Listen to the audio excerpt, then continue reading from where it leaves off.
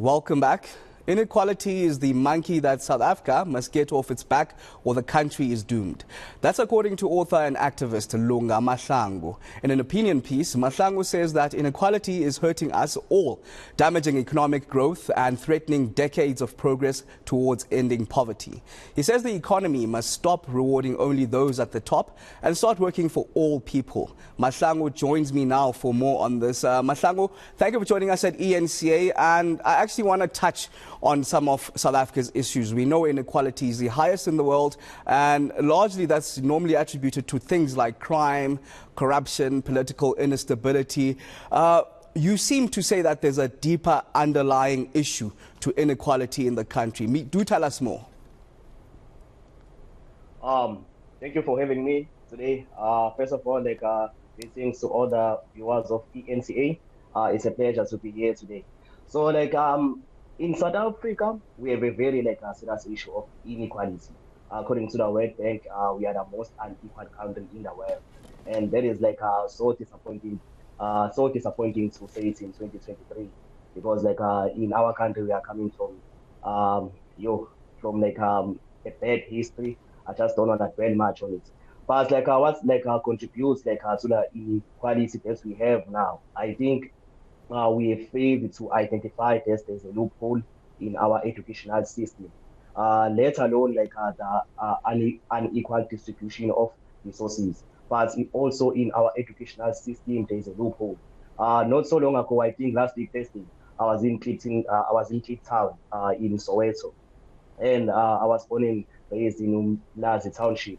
So when you compare the education that's the less fortunate receive, and education that's the most fortunate receive in South Africa, which is identified as the elite, it's it's so different. It's so different, and this also contributes to the inequality that we have today. A child from a school that is paying maybe 100 and something K, or private school maybe 70K a year, won't be equipped same as the child from a township that is paying 100 and something or 200 and something a year. So I think as a nation, we are failing to identify that.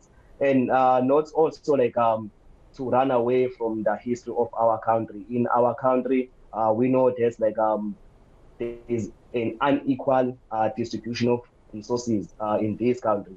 I find there's those who are on top, they benefit more than those who are at the bottom of the economy. There are those people who are finding it so difficult to penetrate through the markets, to get jobs, because they are at the bottom of the economy. And then in some people it is easy because they are at the top. So I think that is also the contributing factor to the inequality that we have. It's so disappointing that we are still talking about inequality in 2023. Come on, man, we have been in democracy for so many years since '94, but still we are struggling. And I'm assuming, Lunga, that it doesn't end in the schooling world and basic education in itself with those inequalities that you've painted out there. How does it play out in the corporate world? How do we see inequality play out when it comes to your salary discrepancies, for example? Okay, as I've identified before, there's in our educational system, there's a loophole. So someone from a school that's is well equipped with better facilities is bound to be above the person that is coming from a less fortunate school.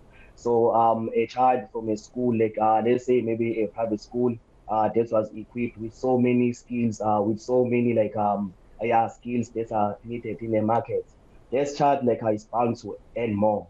Not only to attach it to race, but just to attach it to the resources. There's there are those people who don't have much resources, and then who are not able to be equipped more than those who have resources. And in a corporate world, it's so disappointing again that in 2023 we are still talking about gender inequality in a workplace. And to be honest with you, if maybe you can search the top 10 of the richest people in South Africa, I can assure you maybe 80% of them, they are males. And it's still disappointing that this is 2023 and it's still happening. But like what is happening in a corporate world is given birth to by what is happening in a society. So if we can address the issue of inequality in a society, even in schools, even in a corporate world, we can also be able to address it there. And I read your opinion piece, and it actually talks about those gender inequality. You mentioned that one white CEO earns as much as 461 black women. Do tell us more about this. Where does this stat come from even? Sorry, I was not aware of that opinion. Oh, no, that's an opinion piece that we have read, and it's said to be written by you as the author of that opinion piece. No, I think there's a mistake on that one. Like, there is no opinion that like a white person is earning more than a black person, on my opinion. Oh, all right. How then do we tackle then all these issues that you've raised when it comes to, for example, inequality within the education space and the corporate world itself? Okay, so as I've said, it's like if we can identify there's like there's a loophole in our educational system, and then like we can be able to address the issue of inequality in our educational system. You'll find that there are schools like which are not like taken care of.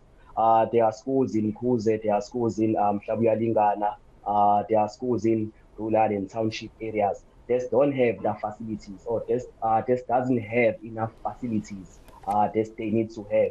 There are schools that are getting zero pass rates, and then in South Africa that is normal. As we are expecting matric results soon, you would see that there are schools that would get zero. There are schools that would get 5% pass rates, and then that is normal in our country. That is not like something that can be seen as a crisis. That need like urgent intervention. And then there are schools in South Africa that are performing well, that are doing well because of those like who have resources. So I think if our government can try to minimize the huge gap between those schools that are less fortunate and then those schools which are more fortunate, that will allow children like to come out with more same skills, and also not to run away from the fact that in our country, in our nation, there's still an issue of unequal distribution of resources. If our government can also address this issue, there's like there are some people who are more fortunate when it comes to the participation of the economy, and then there are those people who are deprived their right to participate in the economy. I think like as a country, we still have a long walk to walk as a nation, because it's disappointing that we are talking about these issues in 2023. Certainly is disappointing in 2023 that we are still the most unequal country in the world. Thank you very much, Lunga Mahlangu, author and activist.